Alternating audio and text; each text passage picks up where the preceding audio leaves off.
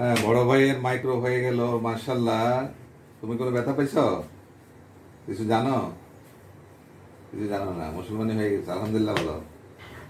বলো আলহামদুলিল্লাহ। ছোট ভাই এখন হবে। তোমার নাম কি? মায়ানেরা এখন পরিষ্কার করে দিবে, তুমিও তোমার নেমে যাও, যাও এখন। ও শেষ হয়ে গেছে, ধরেন না, ধরবেন না, ধরবেন না।